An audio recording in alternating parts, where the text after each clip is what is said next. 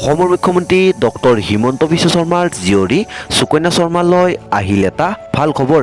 গতিকে ভিডিঅ'টো আৰম্ভ কৰাৰ আগতে আপোনালোকে যদি এতিয়াও এই চেনেলটো সাবস্ক্ৰাইব কৰা নাই তেনেহলে প্লিজ সাবস্ক্ৰাইব কৰি ল'ব। তেন্তে বলকচোন পলম নকৰি ভিডিঅ'টো আৰম্ভ কৰো।